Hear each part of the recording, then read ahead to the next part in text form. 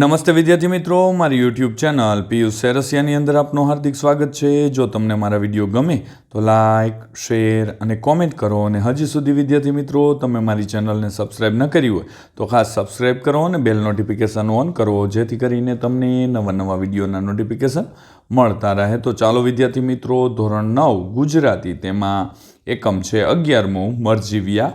વિદ્યાર્થી મિત્રો, બીજી માહિતી આપી દઉં, આ માત્ર તમારી સમજ માટે છે નહીં કે ઉતારો કરવા કે કોપી કરવા, જ્યાં તમને મુશ્કેલી પડે ત્યાં જ તમારે મારા વિડીયોનો ઉપયોગ કરવાનો છે, અથવા તમે લખેલું હોય તે તપાસવા માટે મારા વિડીયોનો ઉપયોગ કરજો। તો અહીંયા પ્રશ્ન 1 છે, એમાં અવિભાગ છે, નીચેના જોડકા યોગ્ય રીતે જોડીને ફરીથી લખવાના છે। તો સોનેટ તો 14 લીટી આવશે અને મરજીવિયા તો પારિજાતમાંથી। આ રીતે આપણે એને અ અને બ ને જોડી શકીએ છીએ। પ્રશ્ન બ છે, નીચેના પ્રશ્નો માટે આપેલા વિકલ્પમાંથી યોગ્ય વિકલ્પ પસંદ કરવાનો છે। તો પહેલું છે, 3જા નંબરનું છે, પ્રિયજનોના મતે મરજીવિયાનું સાહસ કેવું છે? તો કે બ, એટલે કે બ અને ક માં દર્શાવ્યા મુજબ। ચોથું છે, તેની અંદર ડ આવશે, આપેલ તમામ જવાબ આવશે વિદ્યાર્થી મિત્રો।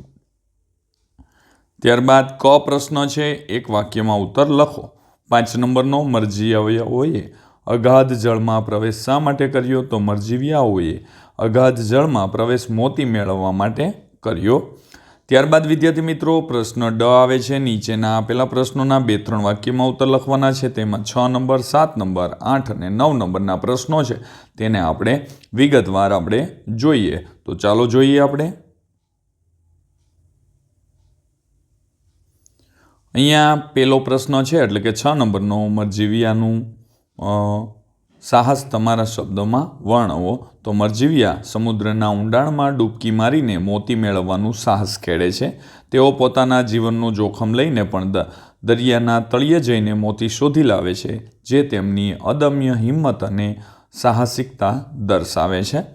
ત્યારબાદ વિદ્યાર્થી મિત્રો 7 નંબરનો પ્રશ્ન છે, પ્રિયજનોએ આપેલી શિખામણથી મરજીવિયા પર શી અસર થઈ? તો જવાબ છે કે પ્રિયજનોએ આપેલી શિખામણથી મરજીવિયા પર કંઈ અસર થતી નથી।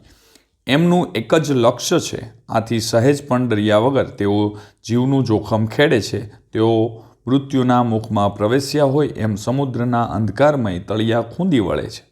પરિણામે તેઓ મરજીવિયાઓનો અખૂટ ખજાનો મેળવીને બહાર આવે છે। આગળ જોઈએ આપણે હવે।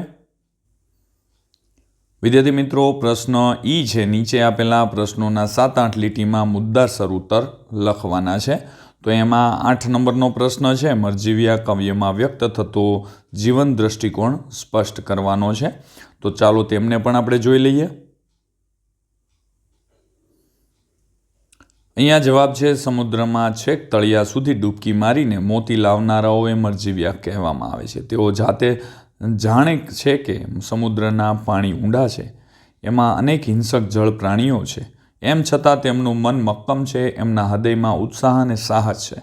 તેમના પર પ્રિયજનોની શિખામણની અસર થતી નથી, એમનું એક જ લક્ષ્ય છે, આથી સહેજ પણ ડર્યા વગર તેઓ જીવનું જોખમ ખેડે છે અને તેઓ મૃત્યુના મુખમાં પ્રવેશ્યા હોય એમ સમુદ્રના અંધકારમય તળિયા ખૂંદી વળે છે। પરિણામે તેઓ મણિમોતીઓનું આખું ખજાનો મેળવીને બહાર આવે છે।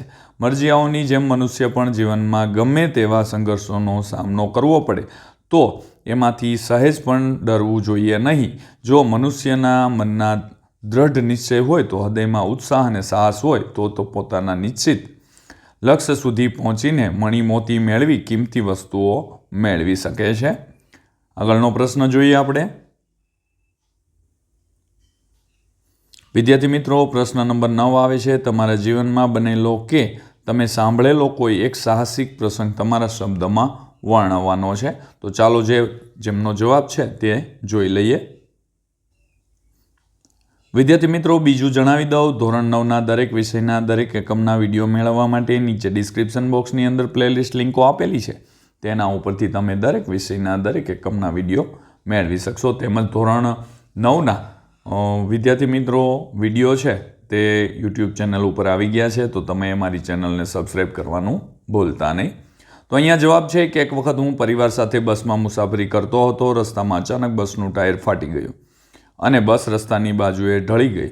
બધા મુસાફરો ગભરાઈ ગયા. એ સમયે મેં તરત જ બારી ખોલીને નાના બાળકો અને મહિલાઓને એક પછી એક સુરક્ષિત બહાર કાઢવામાં મદદ કરી.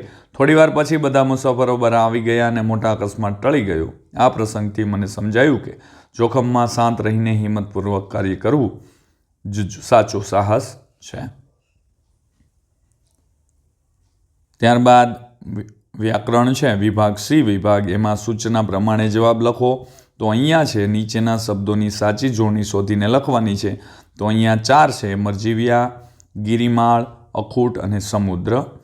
ત્યારબાદ વિદ્યાર્થી મિત્રો 11 નંબરે છે, નીચેના આપેલ શબ્દોમાં ધ્વનિ છૂટા પાડવાના છે. તો અહીંયા મેં પાડી અને બતાવેલા છે. ત્યારબાદ 12 નંબરનો પ્રશ્ન છે, નીચેની સંજ્ઞાઓના આપેલ વિકલ્પમાંથી સાચો પ્રકાર લખવાનો છે. તો ઉત્સાહ તો ભાવવાચક, રત્નાકાર તો જાતિવાચક અને જળ તો દ્રવ્યવાચક આવશે.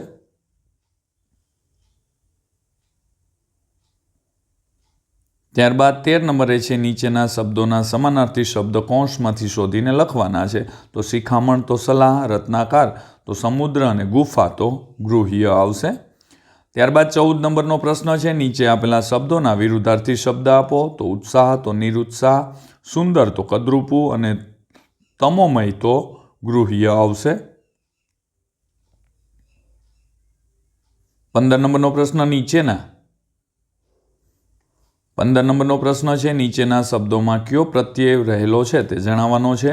તો અખૂટ તો પૂર્વ પ્રત્યય, સાહસિક તો પરપ્રત્યય, નિશ્ચય તો પરપ્રત્યય અને કોષ તો એક પણ નહીં આવે.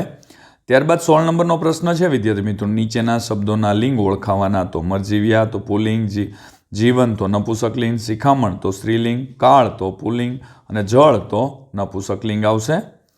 ત્યારબાદ 17 નંબરનો પ્રશ્ન, નીચેના શબ્દોના સાચા સમાનાર્થી શબ્દો તો અહીંયા આપવામાં આવેલા છે વિદ્યાર્થી મિત્રો. ત્યારબાદ 18 નંબરનો પ્રશ્ન, નીચે આપેલા તળપદા શબ્દોના શિષ્ટ રૂપ લખવાના છે. તો અહીંયા તે પણ મેં લખી બતાવેલા છે વિદ્યાર્થી મિત્રો. તમે લખેલા ના હોય તો ચેક કરી લેજો અને ભૂલ હોય તો સુધારી દેજો.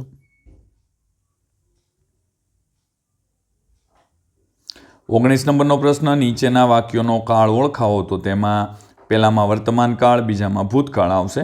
20 નંબરનો પ્રશ્ન, નીચેના રૂઢિપ્રયોગોના અર્થ લખો. તો તેમાં ડગ ભરવા તો આરંભ કરવો, આંધળી બલા વળગવી તો અવિચારી ઉપાધિ આડી આવવી, વારિયા ન વરવું તો ખૂબ સમજાવવા છતાં માનતા નથી અને કમર કસવી તો હિંમતથી કામ કરવા તૈયાર થવું. 21 નંબરે છે, નીચેના શબ્દ સમૂહ માટે એક શબ્દ આપો. તો પહેલામાં મરજીવિયા, બીજામાં અખૂટ, ત્રીજામાં ગિરિમાળા અને ચોથાની અંદર સજલ નેત્ર આવશે. ત્યારબાદ 22 નંબરનો પ્રશ્ન, નીચેના વાક્યોના અલંકાર ઓળખાવો. તો પહેલામાં રૂપક, બીજામાં ઉપમા. ત્યારબાદ ડી વિભાગ આવે છે, લેખન વિભાગ વિદ્યાર્થી મિત્રો. તેમાં વિચાર વિસ્તાર કરવાનો છે. સિદ્ધિ તેને જય વરે, જેને પરસેવે નાય.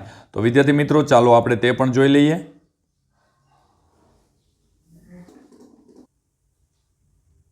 તો અહીંયા સીધી તેને જય વરે, જે પરસેવે નાય.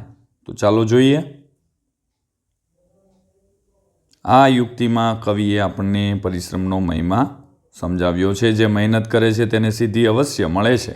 તે રીતનું અહીંયા રજૂઆત કરવામાં આવી છે વિદ્યાર્થી મિત્રો. તમે પણ લખેલું જ હશે તો ચેક કરી લેજો. ક્યાંય ભૂલ હોય તો તમારે સુધારી દેવાની છે. જો વિદ્યાર્થી મિત્રો તમને મારો વિડીયો સારો લાગ્યો હોય તો લાઇક કરજો, શેર કરજો અને કોમેન્ટ કરજો. અને હજી સુધી તમે મારી ચેનલને સબસ્ક્રાઈબ ન કરી હોય તો ખાસ સબસ્ક્રાઈબ કરો અને બેલ નોટિફિકેશન ઓન કરો, જેથી કરીને તમને નવા વિડીયોના નોટિફિકેશન મળતા રહે. તો ચાલો વિદ્યાર્થી મિત્રો, હવે મળીશું આપણે નેક્સ્ટ વિડીયોની અંદર. આવજો.